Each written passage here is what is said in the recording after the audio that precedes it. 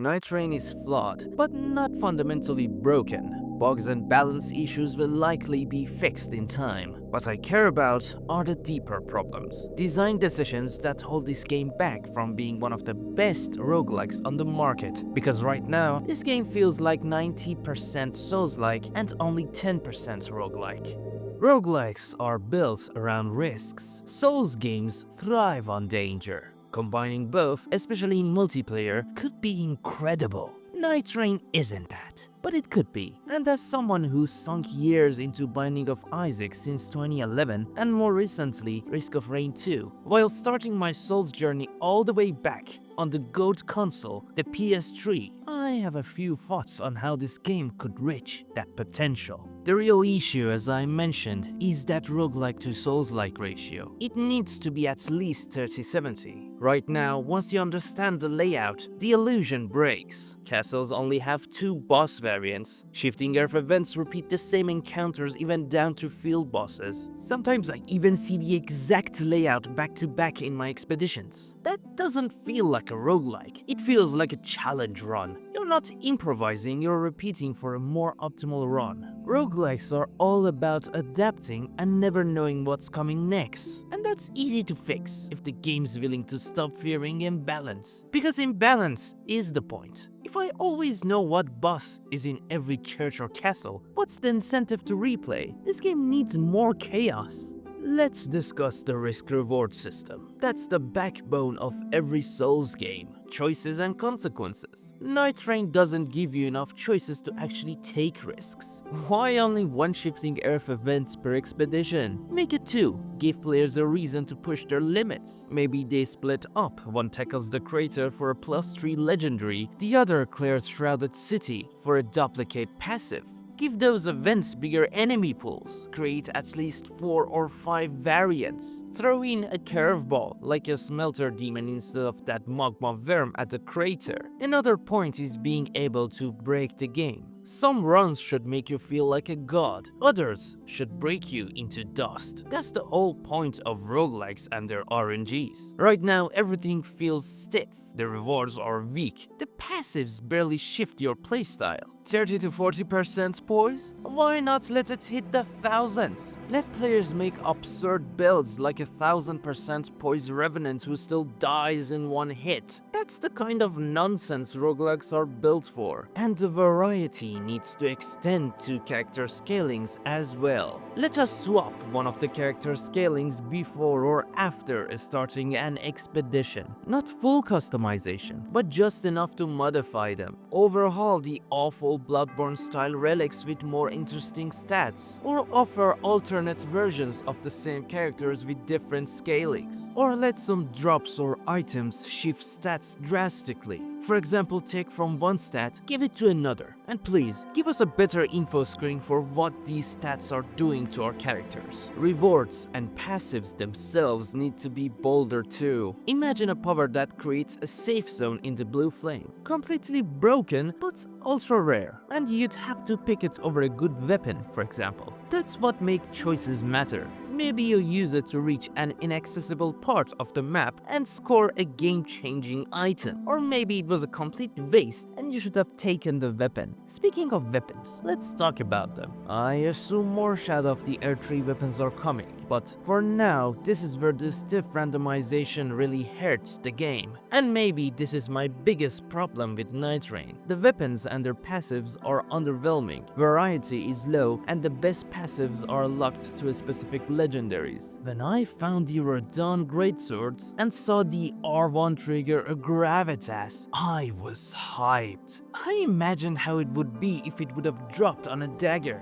Then I realized it's locked to that one specific weapon. That's garbage. What we need are true randomized weapons. Let the legendaries keep their identity, but let everything else get weird. Or at least give us tools or rewards mid-expedition to add legendary passives to our equipment. In Elden Ring, I once modded a bow with a straight sword Ash of War. It was stupid, but memorable. Nightreign needs more of that energy. Right now, the restrictions are choking the game's potential. let's talk more restrictions. This very comment about how Nightreign is Risk of Rain 2 meets Elden Ring made me want to level resistance in Dark Souls 1. Risk of Rain 2 lets you break the game but never makes it easy. If you stay too long in each given stage, the game's difficulty scales with time. You can farm, but the risk rises with the clock. You have to manage your level and items with the enemy's rising difficulty. It isn't about destroying balance, it's about creating chaos that's still playable. In Nightreign, the punishment for staying too long to farm isn't tougher enemies, it's the blue flame. Here's my most radical idea. Do not melt us when we go inside the flame. Give us a slower death, like a slow poison, not a scaling one. Because as is, you will die soon enough even inside a site of grace after some time with the stacking damage you take in the fire. You might ask, how does the game get harder without that flame's pressure? Let me explain. I once used a randomizer in Elden Ring and got dragons in place of normal Godric soldiers. It was terrifying. That's what should happen outside the flame. Let us wander but flood the map with unbeatable monsters. Let us die with honor, not to some lazy fire trick.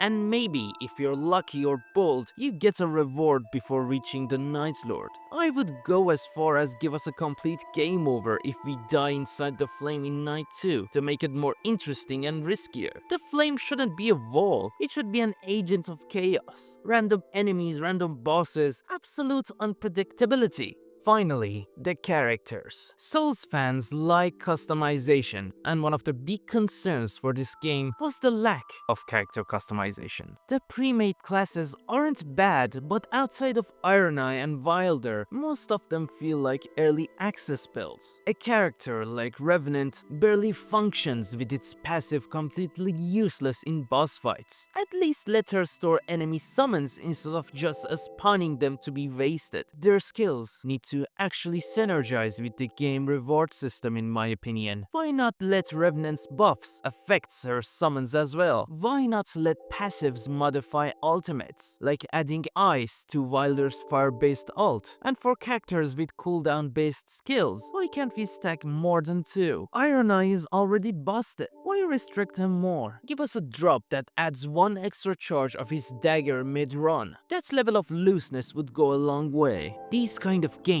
are made to be played infinitely. I thought Nightreign would feel like starting Elden Ring again from scratch, but with new layouts every time. Or at least, after beating all 8 Night Lords, I expected a truly randomized experience. But none of that exists here, and all I'm really asking is to fix that. Make the game fresh every time you start it. Right now, Nightreign feels like Binding of Isaac, but only the challenge runs, where freedom is stripped away in favor of preset difficulty. That pure open-ended roguelike experience, the mode where you can actually go wild, is missing in Nightreign. That's about all I've got for now. Nightreign will get updates, it's going to evolve for sure, and I genuinely hope it evolves in the right direction, because this isn't a broken game. Getting more feedback from players and taking more inspiration from Risk of Rain 2 as the gold standard for 3D roguelikes would go a long way. I mean, even the official survey by Bamco mentioned Risk of Rain 2. At the very least, Nightreign brought my unorthodox group of friends together.